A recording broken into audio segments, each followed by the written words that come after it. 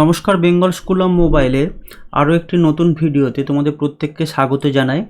আজকের ভিডিওটা আমরা চতুর্থ শ্রেণীর পাতাবাহারের অষ্টম পাঠ প্রথমটা যতীনের জুতো করে ফেলেছি। আজকে নইলে যে কবিতাটা অজিত দত্তের লেখা, এই কবিতাটা আমরা পড়ব এবং অনুশীলনীর সমগ্র প্রশ্ন উত্তরগুলো আজকে আমরা আলোচনা করে ফেলবো আশা করা যায়। তো তোমরা প্রত্যেকে দেখবে এবং মনটাই না বুঝতে পারবে, সেখানটা আমরা তো বলেই দিচ্ছি, তো তোমরা জানাবে। আর ভিডিও যদি ভালো লাগে তোমরা অবশ্যই চ্যানেলটিকে সাবস্ক্রাইব এবং লাইক করবে। তো চলো শুরু করে যাক। দেখো, নইলে অজিত দত্ত লিখেছে কবিতা। প্যাঁচ কিছু জানা আছে কুস্তির। কুস্তি কি না, কুস্তি হচ্ছে একটা খালি হাতের একটা যুদ্ধ খেলা, একটা বৃত্তের মধ্যে, এরকম একটা বৃত্তের মধ্যে, সেটা বালি হোক বা অন্যান্য যা কিছুই হোক, সেখানে খালি হাতে দুজন মানুষ একে অপরকে খালি হাতে যুদ্ধ করবে। এটা একটা বিনোদনমূলক খেলা। ঝুলে কি থাকতে পারো সুস্থির, নইলে রইলে ট্রাম না চড়ে, ভ্যাবাচাকা রাস্তায় পড়ো বেঘোরে। মানে ট্রামে যদি তুমি চড়তে চাও তাহলে তোমাকে কুস্তির প্যাঁচ কিছু জেনে থাকতে হবে। প্যাঁচ মানে হচ্ছে কৌশল, যে কুস্তিতে কি হয়, একে অপরকে বিভিন্ন রকম প্যাঁচেতে মাটিতে ফেলার চেষ্টা করে। এই কৌশলগুলো যদি তুমি জানতে না পারো তৎকালীন যুগে বা যখন এই অজিত দত্ত কবিতাটি লিখেছেন, ট্রামে তোমাকে চড়তে পারবে না, তুমি রাস্তাতেই পড়ে থাকবে। প্র্যাকটিস করেছো কি দৌড়ে, মানে দৌড়ে কি তোমার প্র্যাকটিস আছে বা অনুশীলন করেছো? লাফিয়ে ঝাঁপিয়ে আর ভোঁ উড়ে, বা লাফানো ঝাঁপানো বা উড়ে যাওয়া। নইলে রইলে লরিতে চাপা, তাড়া করে বাড়ি থেকে বাড়িও না পা। নইলে রইলে তুমি কি করবে, লরিতে চাপা পড়ে যাবে, তুমি বাড়ি থেকে বেরোবে না। অর্থাৎ রাস্তায় চলাফেরা করতে গেলে তোমাকে এই দৌড়ে প্র্যাকটিস থাকতে হবে, লাফানো ঝাঁপানো প্র্যাকটিস থাকতে হবে, বা হঠাৎ করে লাফিয়ে উড়ে যাওয়ার মতো এরকম করতে হবে রাস্তায় চলাফেরা করতে গেলে। মানে রাস্তায় এত তখন গাড়ি ঘোড়ার মানে উৎপাত ছিল আর কি। দাঁত আছে মজবুত সব পেশ, পাথর চিবিয়ে আছে অভ্যেস। মানে দাঁত প্রত্যেকের তোমাদের মজবুত আছে, তো তোমাদের কি পাথর চিবানো দাঁত দিয়ে অভ্যাস আছে? আসলে আমরা সাধারণত কি করি, যখন আমাদের কাঁকড় বা পাথর আমাদের দাঁতে লাগে সেটাকে আমরা চিবোতে পারি, দাঁত ব্যথা হয়ে যায়। কিন্তু নইলে রইলে ভাত না খেয়ে চালে আর কাঁকড়ে আধা আধি থাকো হে। কিন্তু তখন যদি এইগুলো অভ্যাস না থাকে, তোমার দাঁত যদি মজবুত না থাকে, তুমি কিন্তু ভাত খেতে পারবে না, কারণ ভাতের মধ্যে অর্ধেক চাল আর অর্ধেক কাঁকড় মেশানো আছে। সর্বশেষ তবক দেখো, স্থির করে পা দুটো ও মনটা, মন এবং পা এই দুটোকে স্থির করে রাখতে হবে। কখনো অস্থির হওয়া চলবে না বা চঞ্চল মন হওয়া চলবে না। দাঁড়াতে পারো তো 12 ঘন্টা, 12 ঘন্টা তুমি কি দাঁড়াতে পারবে? নইলে রইলে না কিনে ধুতি, যতই দোকানে গিয়ে করো আকুতি। দোকানে ধুতি তোমাকে যদি কিনতে যেতে হয়। আসলে এই যে কবিতাটা, এটা দ্বিতীয় বিশ্বযুদ্ধের পরবর্তী কবিতা। দ্বিতীয় বিশ্বযুদ্ধের পরে কি হয়েছিল, আমাদের দেশে বিভিন্ন অভাব মহামারী এগুলো দেখা দিয়েছিল। তখন বিভিন্ন চোরা কারবারির চালের সঙ্গে কাঁকড় মেশানো হতো। তারপরে তোমার পোশাকের অভাব পড়েছিল, খাদ্যের অভাব পড়েছিল। স্থির করে পা দুটো মনটা, দাঁড়িয়ে থাকতে পারো তো 12 ঘন্টা, নইলে রইলে না কিনে ধুতি, যতই দোকানে গিয়ে ধুতি যদি তোমাকে কিনতে হয় তাহলে কিন্তু তোমাকে ওই 12 ঘন্টা পা এবং মন দুটোকেই স্থির করে দাঁড়িয়ে থাকতে হবে। তো সুন্দর একটি কবিতা, 4টে স্তবকের কবিতা। এবার আমরা অনুশীলনীটা পড়ব। অনুশীলনীটা পড়ার আগে দেখো, অজিত দত্ত সম্পর্কে তোমাদের বলে দিয়েছে। 1907 খ্রিস্টাব্দে কবির জন্ম এবং 1979 খ্রিস্টাব্দে কবি মারা গেছেন। সমসাময়িক সাহিত্য পত্রিকা প্রগতির যুগ্ম সম্পাদক তিনি ছিলেন। চতুর্দশপদী কবিতা বা সনেট রচনা করে অজিত দত্ত যথার্থ খ্যাতি অর্জন করেছেন। সনেট কি জানো তো? সনেট এখন তোমরা ছোট অতটা জানবে না। সনেট হচ্ছে একটা 14টা চরণের কবিতা, মানে 14টা লাইন। কবিতার যে লাইনগুলো সেগুলোকে চরণ বলা হচ্ছে। 14টা লাইন থাকবে, যেখানে প্রথম 8 লাইনে ভাবের প্রকাশ, পরের 6 লাইনে বিশ্লেষণ। এগুলো তোমরা পরবর্তীকালে জানবে এবং এর মাত্রাও থাকবে 14 বা 18 মাত্রা, এগুলো তোমরা জানবে। সনেট হচ্ছে পশ্চিমী দেশে, যেখানে শেক্সপিয়ার, পিয়ারো ভেনে, এই পেত্রাক, এই সমস্ত কবিরা, পশ্চিমী দেশের কবিরা, এরা সনেট রচনা করেছেন। বাংলায় সনেট প্রথম লিখেছিলেন মাইকেল মধুসূদন, এবং পরবর্তীকালে এই রবীন্দ্রনাথ, মোহিতলাল মজুমদার, এই অজিত দত্ত প্রভৃতি সাহিত্যিকরা সনেট লিখেছেন। শুধুমাত্র তিনি কবিতা লেখেননি, ছড়া রচনার ক্ষেত্রেও তিনি যথেষ্ট দক্ষতার পরিচয় দিয়েছেন। সরল ভাষায় এবং ভাবে নির্মিত ছড়াগুলি শিশুদের কাছে আজকে পরম আদরের। তার রচিত বইগুলো, এইটা হচ্ছে আসল। দেখো, কুসুমের দাস, পাতাল কন্যা, নষ্ট চাঁদ, ছড়ার বই, ছায়ার আলপনা, জানালা ইত্যাদি। এটা তোমরা খুব সুন্দরভাবে পড়ে নেবে। পড়ে নেওয়ার পর দেখো এবার একের দাগে কি প্রশ্ন পড়েছে দেখো, কবি অজিত দত্ত কোন বিখ্যাত পত্রিকার সম্পাদনার সাথে যুক্ত ছিলেন? এখানে দেখো উত্তরটা দিয়ে দেওয়া আছে, কবি অজিত দত্ত বিখ্যাত প্রগতি পত্রিকা, এটা লিখে দেবে প্রগতি পত্রিকার যুগ্ম সম্পাদক। তারপরে কি বলেছে দেখো, তার লেখা দুটি কবিতার বই। এখানে অনেক কবিতার বই দেওয়া আছে, তোমরা কিন্তু যে কোনো দুটো, কুসুমের দাস এবং ছায়ার আলপনা, এই দুটো লিখে নিও। দেখো এবার নিচের এলোমেলো, 3-এর দাগে বলছে নিচের এলোমেলো বর্ণগুলি সাজিয়ে শব্দ তৈরি করি।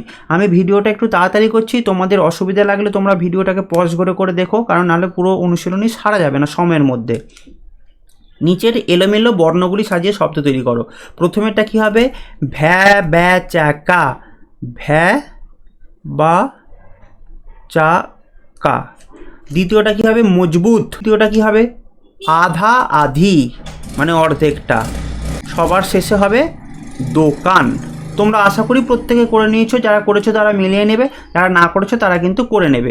এবার দেখো এখানে কিছু কিছু শব্দার্থ দেওয়া আছে। প্যাঁচ মানে কৌশল, ওই যে বললাম কুস্তির প্যাঁচ মানে বিভিন্ন রকম কৌশল জানা রাখা। কখনো এই দিক থেকে ঘুরিয়ে কোমর দিক থেকে তুলে আছাড় মারা, কখনো এইদিকে ধরে। বিভিন্ন কুস্তি যদি তোমরা দেখে থাকো বিভিন্ন ভিডিওতে, তোমরা কিন্তু এই সব কুস্তির প্যাঁচ সম্পর্কে অনেক কিছু জানতে পারবে। তারপরে দেখো ভ্যাবা চাকা মানে হতবুদ্ধি, বেঘোরে মানে সংকটে পড়া, প্র্যাকটিস মানে অভ্যাস বা অনুশীলন, ভোঁ উড়ে মানে দ্রুত উড়ে যাওয়ার ভঙ্গি, কাকুতি মানে অনুনয় বিনয়। এইবার দেখো এই যে না কিনে ধুতি, দ্বিতীয় বিশ্বযুদ্ধ যখন চলছে তারপরেও দীর্ঘকাল কলকাতা সহ পশ্চিমবঙ্গ জুড়ে পোশাকের অকাল দেখা গিয়েছিল। সেই সময় সরকারি দোকানে নির্দিষ্ট মূল্যে ধুতি শাড়ি বিক্রি হতো। এই দোকানগুলো সাধারণভাবে কন্ট্রোলের দোকান বলা হতো। দীর্ঘ লাইন দিয়ে ধুতি এবং শাড়ি কেনা যেত। কবিতার শেষ অংশে এই দুর্ভোগের কথা বলা আছে, ওই যে 12 ঘন্টা স্থির করে পা দুটো মনটা না করে রাখলে তুমি কিন্তু ধুতি কিনতে পারবে না। এবার দেখো 4-এর দাগে, কথা বলার সময় মূল শব্দ কখনো কখনো চেহারা বদলে ফেলে। আমি যখন কথা বলি আকসার হয়ে থাকে যে আমার কথা বলার সঙ্গে সঙ্গে মূল শব্দ এক, কিন্তু আমি বলে ফেলি আর এক। এরকম প্রত্যেকের হয়, কারো কম কারো বেশি।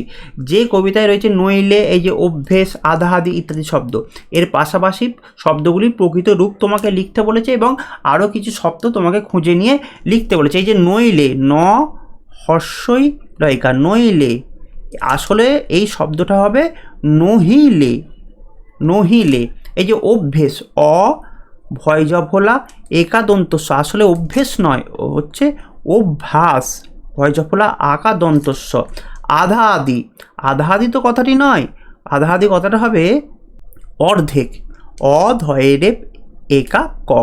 এইবার তুমি তোমার পছন্দ মতো যেগুলো তুমি বলো সেগুলোকে তুমি করবে এবং তার যে কোন শব্দ থেকে এসেছে সেগুলো কিন্তু লিখে নিও। 5-এর দাগে কি বলছে থাকো, কবিতা থেকে বিশেষণ শব্দগুলিকে খুঁজে বার করে নিয়ে বাক্য রচনা করতে বলেছে। এখানে 3টে বিশেষণ দিয়ে দিয়েছে, সুস্থির, ভ্যাবাচাকা, মজবুত। সুস্থির দেহমন, দেহমন কেমন থাকবে, সুস্থির থাকবে, দেহ মনের অবস্থা বোঝাচ্ছে, এটা একটা বিশেষণ। ভ্যাবাচাকা, ভ্যাবাচাকা একটা বিশেষণ, মজবুত একটা বিশেষণ, স্থির একটা হচ্ছে বিশেষণ। এই শব্দগুলোকে দিয়ে তোমাকে বাক্য রচনা করতে হবে। বাক্য রচনা আমি করব না, তোমরা করবে, যদি না পারো আমি তখন করে দেবো। শব্দ যুগলের অর্থ পার্থক্য তোমাকে দেখাতে বলেছে। চাপা এবং চাপা, চাপা চয়াকা পয়াকা চাপা, আর চয় চন্দ্রবিন্দু আঁকা পয়াকা চাপা। চাপা মানে হচ্ছে ঢাকা, ধয়াকা কয়াকা ঢাকা, আর চাপা হচ্ছে একটা ফুলের নাম, পরশ লয়কার, ফুলের নাম। হয়ে গেল। এটা হচ্ছে চড়ে, আর একটা হচ্ছে চড়ে। চড়য়সনা রেখা, চড়ে, চড়ে মানে কোনো কিছুর ওপর চড়া বা সওয়ারি হওয়া, সওয়ারি, দন্তস্ব ও সওয়ারি, চড়ে।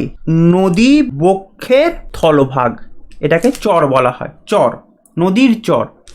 তারপরে দেখো প রচনা রেখা পড়ে, প রয়কা পড়ে, এই দুটো করে ফেলো, খুব সহজ। এই দুটো তোমরা আশা করি করতে পারবে। দেখো বাড়ি এবং বাড়ি, এই দুটোও খুব সহজ, তোমরা কিন্তু করতে পারবে। বাড়ি, বাড়ি কথার অর্থ হচ্ছে বয়াকা রয়সনা রসয়, বাড়ি কথার অর্থ হচ্ছে গৃহ, গয়েরই হ গৃহ, আর বয়াকা রয়ের রস্যই, বাড়ি মানে হচ্ছে জল। তারা এবং তারা, তারা মানে দ্রুত, আর তয়াকা রয়াকা তারা মানে একটা নক্ষত্র, এটা হচ্ছে নক্ষত্র। দেখো এবার 7-এর দাগের নিচের প্রশ্নগুলির সঠিক উত্তর দাও। ভাত খাওয়া প্রসঙ্গে কবি পাথর চেবানোর অভ্যেস আছে কিনা জানতে চেয়েছেন কেন? উত্তরটা হবে ভাতের মধ্যে অর্ধেক চাল এবং অর্ধেক কাঁকর মেশানো আছে বলে।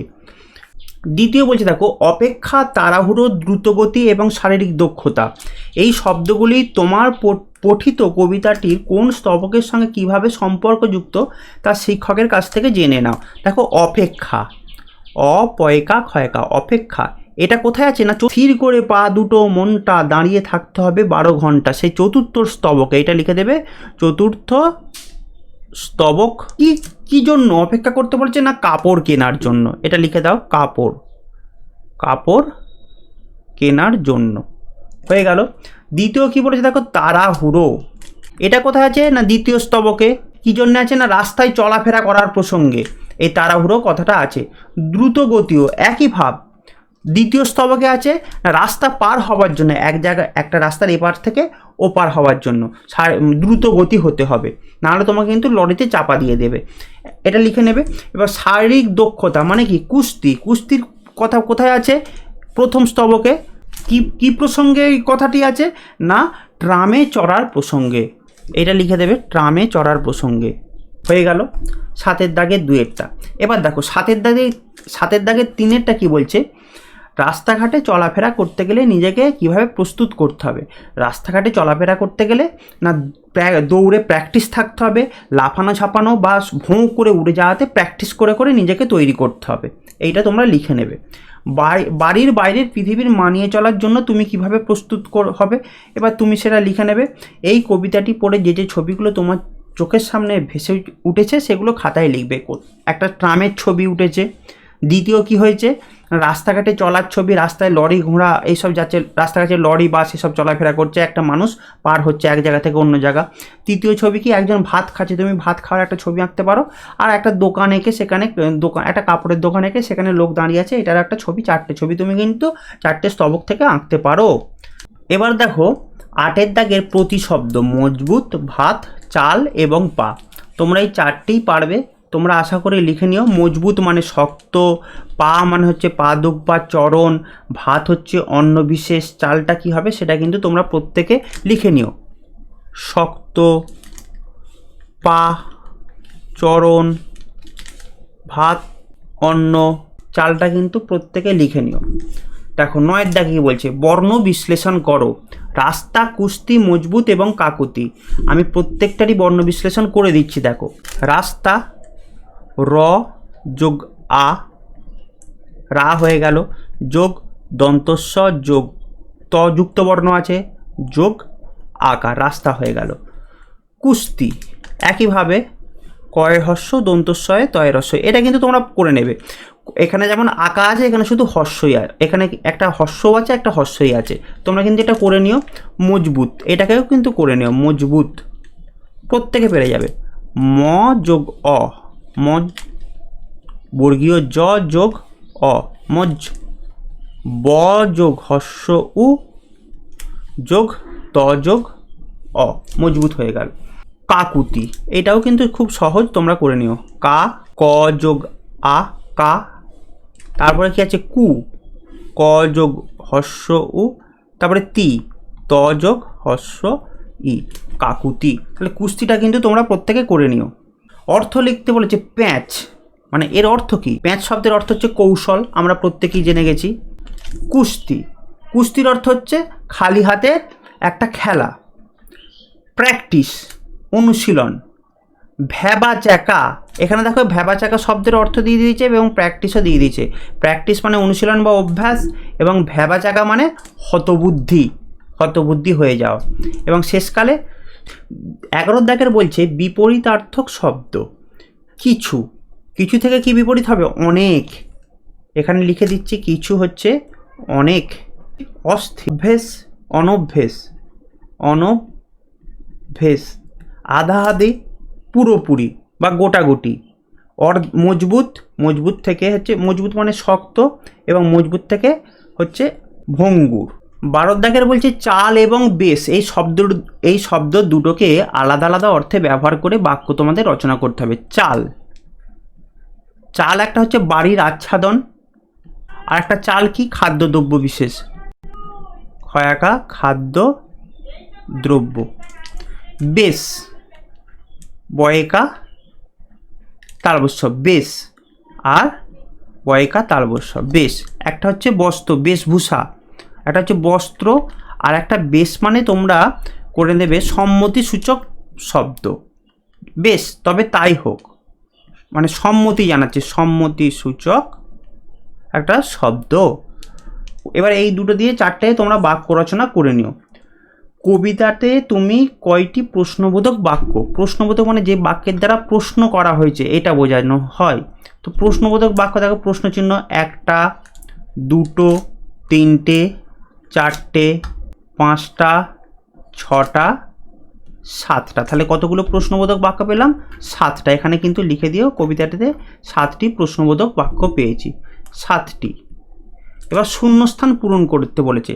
যেখানে কুস্তিগীরেরা অভ্যাস বা শরীরচর্চা করেন সেই জায়গাটাকে বলা হয় কি? সেই জায়গাটাকে বলা হয় আখড়া। এটা তোমরা সবসময় জেনে রাখবে, পরীক্ষায় পড়বে, আখড়া। তারপরে দেখো, একজন বাংলার বিখ্যাত কুস্তিগীর, বাংলা থেকে যে বিখ্যাত কুস্তিগীর, যে যার জন্য তিনি স্মরণীয় হয়ে আছেন, এটা করে নাও, যতীন্দ্র চরণ গুহ, যাকে গোবর গুহ বলা হয়, গোবর গুহ। 1921 খ্রিস্টাব্দে, মানে আজ থেকে প্রায় 100 বছর আগে, উনি আমেরিকাতে প্রথম এশিয়ান মানে এশিয়া মহাদেশের মধ্যে প্রথম যিনি সোনা পেয়েছিলেন 1921 খ্রিস্টাব্দে, যতীন্দ্র চরণ গুহ, 1921 খ্রিস্টাব্দে, 1921 খ্রিস্টাব্দে। এছাড়াও কে আছে? এছাড়াও আরও আছে অশ্বিনীচরণ গুহ, বাংলার একজন বিখ্যাত কুস্তিগীর। ট্রাম 14-3 বলছে, দেখো, ট্রাম ছাড়া একটি পরিবেশ বান্ধব যান। ট্রাম ছাড়া আর কে কে পরিবেশ বান্ধব যান আছে? পরিবেশ বান্ধব মানে কি? যেটা চললে পরিবেশ দূষিত হবে না। আর কি কে? দেখো, বাস, লরি, এগুলো চললে কী হয়? ধোঁয়া বেরোয়, এতে কিন্তু পরিবেশ দূষিত হয়। কিন্তু ট্রাম ইলেকট্রিকের মাধ্যমে চলে, সেখানে কিন্তু পরিবেশকে দূষিত করার কোনো সম্ভাবনা নাই। ইলেকট্রিক ট্রেন, এখানে লিখে দেবে ইলেকট্রিক ট্রেন। তাছাড়াও কি আছে? সাইকেল, রিক্সা, এই সমস্ত কিছু হচ্ছে পরিবেশ বান্ধব যান। প্র্যাকটিস শব্দের অর্থ হচ্ছে অভ্যাস বা অনুশীলন, এটা তোমরা কিন্তু লিখে নিও। মন বলতে বোঝানো হয় মন, হৃদয়, হয়েরই দ অন্তস্থ, হৃদয়। এবার দেখো 15 দাগের বলছে বাক্যগুলোকে সম্পূর্ণ করতে হবে। ট্রামে চড়তে অসুবিধা হবে যদি তুমি কুস্তির প্যাঁচ না জেনে থাকো। এখানে লিখে দেবে বাড়ি থেকে বেরোনোই মুশকিল যদি তুমি দৌড়ে প্র্যাকটিস না থাকে, দৌড়ে বা লাফানোতে প্র্যাকটিস না থাকে। ভাত খাওয়া দুষ্কর হবে যদি পাথর চেবানো না অভ্যেস হয়ে থাকে, পাথর চেবানো অভ্যাস না থাকে। দোকানে গিয়ে দাঁড়িয়ে থাকতে হবে যদি তুমি মন এবং পা দুটোকেই স্থির করতে না পারো। লিখে নিও এই বাক্যটা। সকলের সঙ্গে মানিয়ে চলা যাবে না যদি না তুমি শান্ত, ভদ্র বা নম্র হও। এটা লিখে দিচ্ছি, শান্ত, এটা কবিতাতে নাই, এটা কবিতার বাইরে থেকে দিয়েছি। শান্ত, ভদ্র বা নম্র না হও। এইভাবে কিন্তু সমগ্র অনুশীলনীটা তোমরা করে নেবে। আজকে মোটামুটি আলোচনা করে দিলাম, যেখানটায় অসুবিধা হবে, যেগুলো তোমাদের করতে দিলাম সেগুলো যদি না করতে পারো অবশ্যই কমেন্টে জানাবে, আমি করে দেবো, অসুবিধা কিছু নাই। আজকে এই পর্যন্তই। সুস্থ থেকো এবং ভালো।